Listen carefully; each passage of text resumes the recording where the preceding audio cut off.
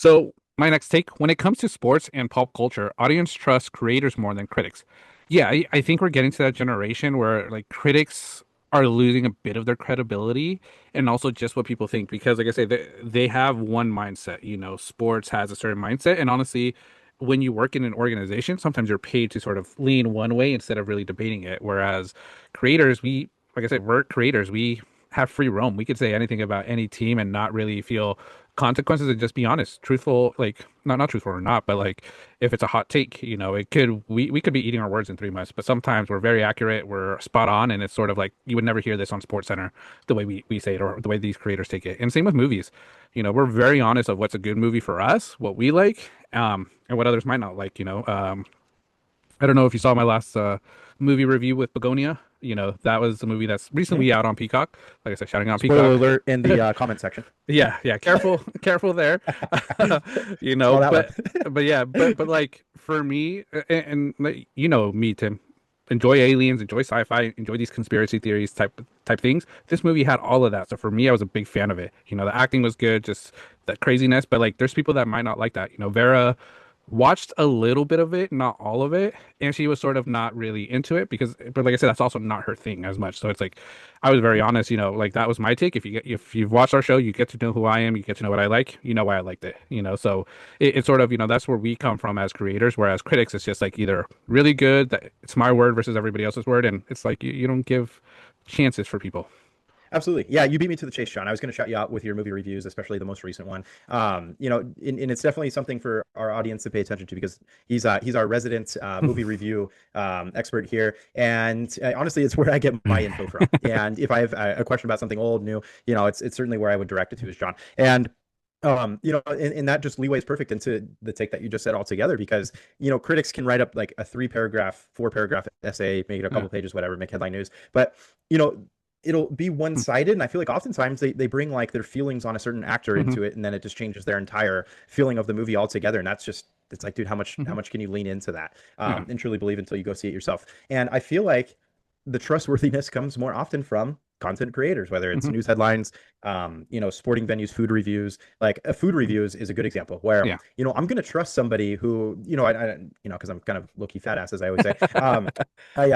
I follow a lot of food Oh content yeah. creators. So do I. There's this guy. Shame on me. I don't know his name off the top of my head, but he's based out of New York City, and he goes and tries these restaurants. I think recently he was at an exclusive restaurant for Gary Vaynerchuk, right? Hmm. Gary, Gary forget V. his name. Gary Vee. Yeah, that's the Yeah. easier way to put it. Gary Vee. Yeah. And it's like an exclusive joint. And he goes in there, shows the ambiance. He gives a food review. He's honest. Hmm. He'll do restaurants where, he did one recently where somebody skipped a tab that is like other content creator and Hmm. didn't want to pay them for it and ate $300 worth of food and didn't even leave a review on it. And that's just shameful. But he's honest. He goes through. I would trust him. And if I ever go to New York City, I'm honestly going to pull up his page Hmm. and, choose one out of the hat of something he's reviewed because it always looks great. He shows the meals. He's very honest. And I think that's freaking awesome. So, Yeah. and there's plenty of, reviewers like him across the US, across the world that honestly I would trust vehemently, if I were going into that particular city. And I love that, and then, you get to like critics that, try to be too Gordon Ramsay. It's like, dude, I don't care that the silverware was gold, not silver. Like, just pump the brakes. You're going to lose me right away. And then at the same time, I feel like the visuals help a lot. Video, Yeah. reviews is phenomenal. Like, then it helps me kind of visualize what food and ambiance I'd be getting into versus, reading paragraphs from a critic. Hmm. And I guess that's why they're called critics because they're not going to Yeah. really see the bright side always. And Hmm. yeah, but content creators trust them much more. I think it's just the way to go these days.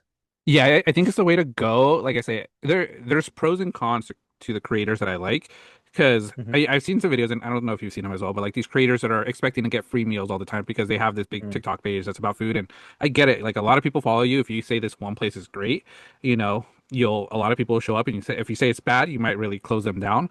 But it's like feeling that entitlement that, if you want me to eat at your place and review it, like you need to pay me, give me at least free food, whatever. It's like, yeah, I guess, but it's like you did this out of the love of eating, unless you're doing this just for the food, for the money, and your takes are really bad because I've seen some people say like, okay, if you're not gonna give me food or at least I'm not going to give you a good review. So that's already one-sided. It's like you're not being honest. You're just doing it for the free food. Whereas, just be honest. If a place is like, it's 4 stars out of 10, it's like, they have their good things, but it just wasn't meant for me because my taste palette's a little different. Than it's just an honest take. Everybody still has to give it a shot. Um, so it's the one thing I would say I like the creators. I watch a lot of them as well. I follow so many of them and like every single one. I save it. But the ones that I see that sort of are that way, where they're sort of just trying to make money off of it and not be honest, I'm sort of like, I sort of stop following them because I'm like, you have an agenda of just making money, whereas like, I'm trying to be informed. So. Mhm. And then some of the creators I would say probably started this for me. I don't know if you ever watched them, Tim, or anything. But one of them, Action Bronson. I don't know if you ever watched Oh this yeah, show on Vice. If that's it was a delicious, great show. amazing Hmm. show. Always watched that, watched everywhere he went. And what I always liked is he really connected with the people that made the food, that community, and brought what that community was about, why that food was so meaningful, or why, the process. I forget where it was. I don't know if it was like Portland or somewhere, but like where, and it was a brewery, but it's like they raise their own cows and that's how they make the meat for their brewery for burgers and steaks. So you sort of saw that whole process, how they took care of the cows. And I was like, he's showing a lot more than just the food and why it might be good to support some of these big restaurants and also some of these small ones. And another one was Eddie Wong. Wong. I don't know if you ever saw his show, Wong's World. Don't think so. So it was also on Vice. Mm-mm. His show was really good as well. He went into some cultural stuff and some more just like more deep like segments. But there were a lot of the show was also about food. So wherever he went, he brought up the food, really connected with the food. Both of them went to Hawaii, and honestly, one of the first few times we went to Hawaii, we went to all the spots that they both mentioned, and like I said, they were all A+ spots. I know why, I see why they recommended it, and like I said, for me, Action Bronson, Eddie Wong were the first two like content creators that weren't critics, like big name, food and wine magazine critics that a lot of people listen to. Absolutely. Yeah. And another one that comes to mind is Keith Lee on TikTok. Yeah, Former fighter, I believe, right, in the UFC, if I'm not yeah, mistaken.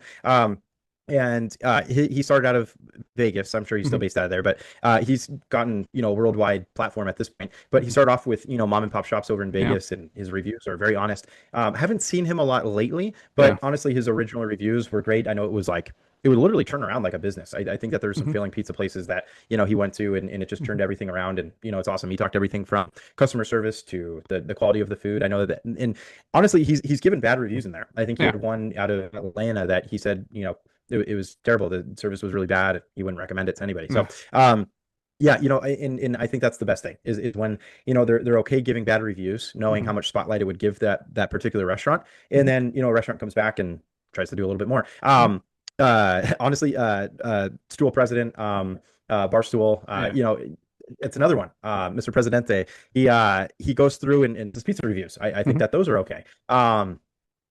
He goes after his own quality of like what he thinks is good. hmm Obviously, no flop, crispy. yeah, It's New York style, Massachusetts style. yeah, But it looks phenomenal. It yeah, looks phenomenal. The stuff that he yeah, grades. Dave Portnoy. Couldn't yeah, think of his name instantly. But, yeah, honestly, it makes me want to eat pizza, yeah. and I think that's exactly the point of it. So, he's another one. Yeah. Yeah. And like I said, I think that's why some of these creators that do it right, they just go and buy it, because eventually they get sponsored, they'll be doing a food review and then, okay, this next, is part of the review is sponsored by Zyn, have your nicotine patches, whatever it is, but Zyn's paying you to do a food review. So it's like you could pay Mhm. for it. So you could give an honest review to the people that follow you. Cause it's like, you don't want to say like, oh, this place is amazing, but they paid you, 2K to say that where and then someone goes and is like this food's shit, and it's like and then you Yeah. you lose credibility for that. So it's like just be honest. Like I say, yeah, you want to get. I think everybody gets into this for sometimes the money, sometimes the free goodies you get, but like you honestly have to be honest. And if you're not willing to be honest, your credibility is gonna go down the drain. And like what we talked with Travis Kelsey, his credibility with tacos, nobody's gonna listen to him talking about tacos because of his take. If you gave an honest take, it'd be Agreed. like, okay, let's give him a shot. Let's try this one place out. But his take was bad, so he shouldn't Mhm. start a food channel or a food page on TikTok, at all. Yeah, no, and that's a great point. Like, if let's just say shit hits rock bottom for Travis Kelce, he becomes a food reviewer later in life. It would have to really hit rock bottom. And he became a food reviewer. I would not trust him for a lick because if he's saying like Kansas City tacos are king, and I haven't been there personally, I just know it isn't. And if he thinks that's it, like, what's he going to think about other categories of food?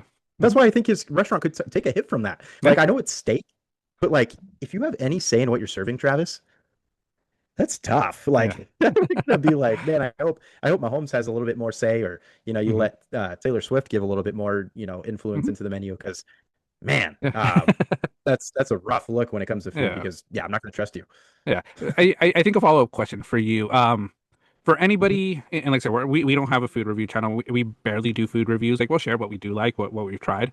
But like I said, we're not mhm. big reviewers. Many people might not listen to us. But if you want to start a food channel, do you think people should focus on a certain type of food, almost like El Presidente, Dave Portnoy doing pizzas? Like someone, just stick to the Mexican food, work that palate, because Mexican food is totally different than barbecue food and totally different than Mhm. Asian food. So it's like, should you focus on a niche of food instead of trying to do everything and everywhere? Because like I said, then it sort of gets like what do you really know about taste? Because if you think this Mexican place is great, but then this, Thai place is equal in a rating, it's like that's a whole different, palate type, and not everybody might have that same palate. Yeah, that's exactly right. Yeah, and you brought up two very key things. Like if I were to start something, I mean, shoot, I could give a burger, pizza, any type of fat ass food. Steak, I'd love to do because then I get invites to steakhouses, and Yeah. we could, I've had steak plenty of times. It's Yeah. it's good to review. But you're exactly right. Something like Thai food or Indian food or something like that, Mhm. where I don't have it quite as often. I'm probably not going to give a very good, review. Mhm. Not saying that the food's bad. It's just like my credibility probably wouldn't be there. Yeah. And I think focusing on a niche of something that you have most often is definitely probably the way to go. I know another really popular thing is like focusing on an area that you Mhm. are, like Bay Area food reviews, Mhm. LA Yeah. food reviews, and then go around and I know there's like an LA food guy that Yeah. eats out of his Tesla, and he does everything from pizza to burgers to Yeah. you name it, anything that comes within a meal somewhere in LA that's super Mhm. popular. That makes a whole lot of sense too. And yeah, if you feel really confident with a niche, run with that, Mhm. and then start up a your own review and become credible. But I think helping in the area is awesome because it's like, Yeah. people can go on TikTok and be like, Mhm. best food in Charleston, South Carolina. Yeah. And then maybe a popular influencer is going to pop up and be like, oh, yeah, this guy knows what he's talking about. And then you begin following him and then Mhm. see where else he goes if he gives Yeah. legitimate reviews and you like the food that he rated. Yeah. And that's just kind of how it works. But yeah, no, I agree with that. I think that's best. Stick with the food or stick with an area that you're comfortable with. Yeah. No, yeah, I agree because like I think burgers, pizza, I could give a decent review. Steak for sure because I eat a lot of steak. Like I said, I love sushi, but I wouldn't feel comfortable doing sushi reviews just because I think my palate's a lot different for some seafood. So Mhm. it's like I wouldn't feel comfortable saying like, oh, this place is great, but I only try like the teriyaki or the dragon roll. That's all I get. It's like no, you got to try a little bit of everything. And like I said, my palate doesn't meet that. Chinese food, I like a lot of it, so I feel like I might be okay. But yeah, the Thai food. I've enjoyed Thai food, Indian food, I've enjoyed it, but it's just a different palette that I just wouldn't feel comfortable sharing. Now, like if I have to do just local food reviews, like I will share. It's like, you have to enjoy the spiciness, the smell, whatever it is, the peanut taste and, some of this food, and just be honest with it and be like, it's not my cup of tea, but if you really enjoy these flavors, like you might really enjoy it. Yeah, no, that's perfect. That's exactly right. And I have a question right back at you, John. And this is going to be like, I'm going to seem like fat bastard with this question right now. So be prepared. I want my baby back, baby back, baby back, baby back, baby back ribs. I want my baby back, baby back, baby back, baby back, baby back ribs. Excuse me. Chili baby back ribs. Um, because I can tell the difference. I'll start with this. Yeah. Would you, this might be a good niche, honestly, but would you really take somebody's advice on fast food reviews based off of location? So, like, there's two McDonald's in town, Mhm. and one McDonald's is their fries are always hot and Mhm. fresh. The other place seems like their fries are always not quite as fresh. You don't ever have as good as luck of luck with them, or there's not enough salt on them. The other place puts Mhm. enough salt. Would you take like would you follow a niche where in maybe even go out of your way to drive an extra mile to like go to a better reviewed fast food restaurant? Or do you not even care? Like you're eating McDonald's F it chicken nuggets or chicken nuggets. I think I would actually thinking about it now because some of the McDonald's, when I think about it, the fries are either oversalted, too, undersalted, just right. Their, crunchiness is too crunchy when I didn't ask for them extra crunchy, or too soft, like it's Mhm. they don't feel cooked. Same thing with the burgers. Enough lettuce. Like who's doing it right? Who's doing it wrong? Who's sort of measuring it, Mhm. and who's just sort of throwing it on there? You know, making ten Yeah, pound making 10 pounds of fries at 10 a.m. that's gonna last all day. Like yeah, and just heated. Like I think that would be, for local areas, like try this McDonald's, drive that extra 5 minutes because it'll be worth it. absolutely. And the reason why I bring up the saltiness, because I don't like too much salt, but I want to have a little bit of salt on the fries. Mhm. Staying local here in Thousand Oaks, Yeah. I prefer the McDonald's off of what is that? Moore Park Road Okay. versus the one off of Thousand Oaks Boulevard, closer to Westlake. because Okay. the one like kind of by Do It Center over there. Okay, yeah. Now I know Yeah, which one. Stonefire Yeah, Grill. yeah, Yeah, Stonefire. I prefer the one off of Moore Park and Jan's because they put more salt on it. The fries are crispier. It's a Yeah, better experience if I'm going to McDonald's yeah, compared to the other one. And that, maybe times have changed. Don't maybe. want to throw anybody too under the bus here, but honestly, when we were there, like I felt like it was a better Yeah, quality fast food. That's yeah, it. And I would go out of my way to do that. You know. yeah. Yeah, I'm trying to think like in and out because like here in Ventura County, Mm. we have if we start at Westlake, we have Westlake, Newberry, Camarillo, we have two in Oxnard now, and one in Ventura. That's seven. Yep. Two, Then you have Moore Park. eight, or You have I one think in that's Simi. seven, eight. So it's like sort of seeing which one is really, high par of how they make the burgers. And like I said, I think a place like that might already be working like a system where it's like, okay, they're timed and they're really good at it because they have like someone manning every single station because you see it when you Mhm. drive through the window, you see everybody just there doing one thing. Yeah. They're not focused on Yep. other things. It's like you have one job. Here's your one job. Whereas McDonald's, all these other fast food restaurants, it's like one person doing burgers, fries, warming up stuff, waiting to hear something go off and go there, but then this gets burnt, so it's sort of Mhm. that type of system. And it's like, I don't know if you ever saw The Founder, the McDonald's movie No, only clips, but no, clips. haven't seen it. So it's sort of, I think why McDonald's probably was so great back then and why it became such a big franchise is it's sort of they're sort of doing that in and out method. They started it because they had one person sort of focusing on the burgers only. That's what they mastered. One person doing the shakes, one person sodas, buns, all that, so and sticking to just a small menu compared to 40 things, it makes a difference. So I think that would be a good niche if you decide to start it, Tim. You know? I might just do that, quite frankly. I think it could be worth my while.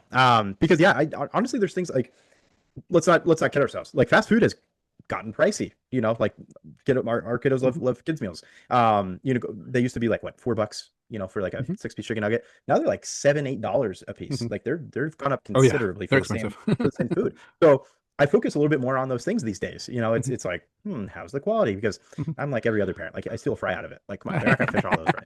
So take one out of there real quick, and that's just the payment that they got to give. Their Mhm. pops. So in yeah, honestly, I'd key on stuff like that. Yeah. That might be the niche for banter. It could I don't be. know. Maybe I'll do it. Yeah. We'll banter all the fast food places because yeah, I think about it too right now. Even like the French fries, some places I feel like give me a lot more French fries than other locations. Some of them jip me. I Yeah, feel. I get a large one and it just feels like a medium. Doesn't feel like a large. exactly. And quite frankly, I want a few bag fries, ones that fall loose. Like, give me Yeah, some of those. yeah. Like, You gotta have at least like a good six there. Just come on. scrolling, greasing up the bottom of the bag.